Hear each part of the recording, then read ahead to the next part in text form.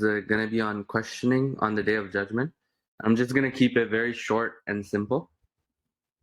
So these questions are very important, and they will be asked about us, to us, regarding every single thing that we've done in our life.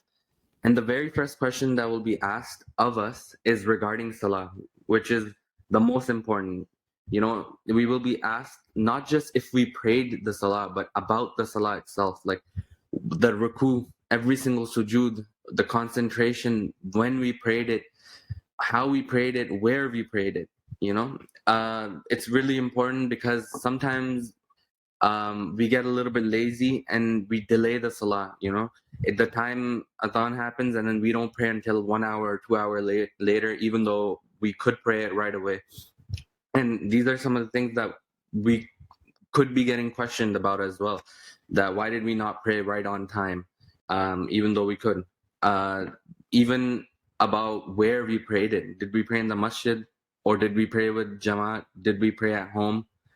And how we prayed it, if we were in concentration or were we just thinking about work or anything else, and just subconsciously praying it.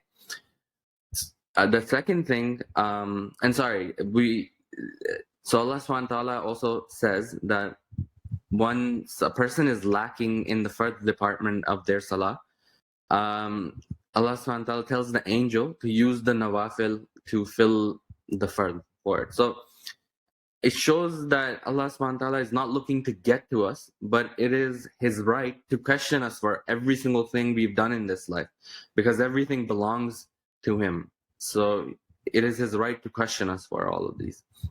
The second thing we'll be asked about is goodness and pleasure, anything of any blessing, any goodness or pleasure that we've been given in this life.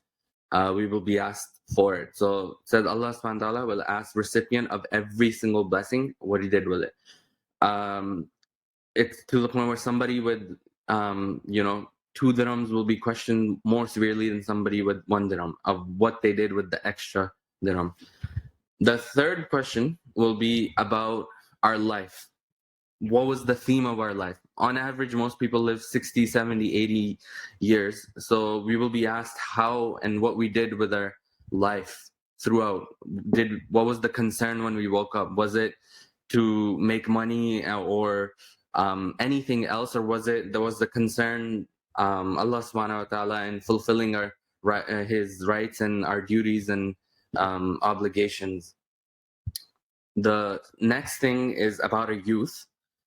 Every single person will be asked about how they spent their youth. This is because when you're young, there's much more distractions around.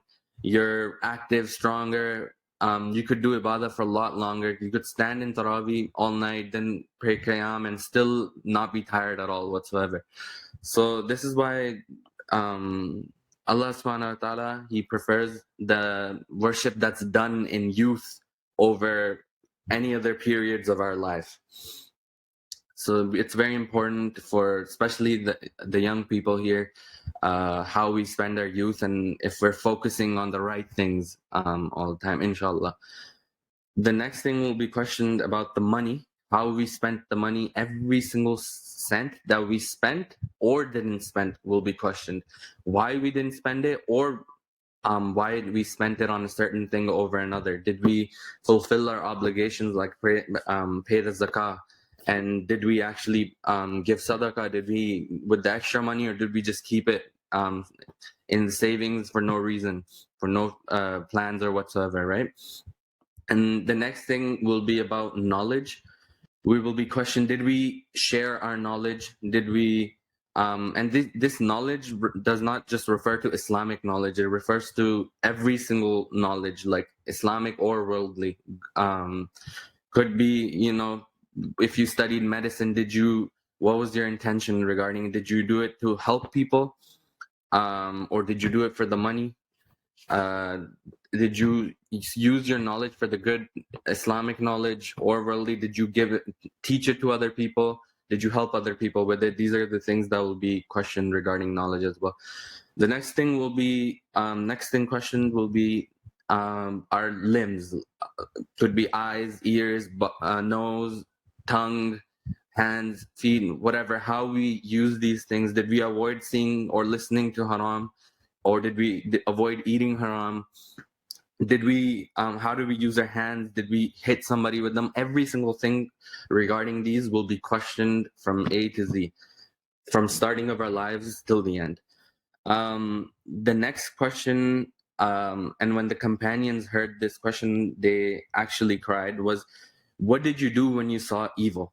This is a genuine question in our time, because oftentimes, we see things that are not according to Islam, or evil things, but we don't take a stand for them. We don't say anything for them. We just ignore them. And this is a question that will be asked. And so Prophet Sallallahu Alaihi Wasallam says that once a person is asked this question, and if Allah Subhanahu wa Taala allows him to be honest about the answer, then he will end up saying that I believed in you, I had hope in you, but I was too afraid. And that is an honest answer, that sometimes we are too afraid to just say something. And this could just be anyone, like colleague or whatever around you as a person. And then the final thing will be about all actions that you've taken since the start of your life. And these include everything that I've mentioned before, but so we will be questioned about every single action, but the things that I've mentioned before specifically, we will be questioned more severely about them, which is why they're mentioned more specifically, like salah and money and youth and all of these things in general. But it doesn't mean that the rest of the actions are, not there. We get questioned about every single action that we have taken place from start to finish. How we, even the oxygen that we're breathing, we will be questioned about that as well. What we did with it. And so with this, I'm going to conclude, inshallah, and I make dua that may Allah make it easier for all of us and enter us into Al Jannah without any questioning, and make it easy for us. Ameen. Jazakallah khair.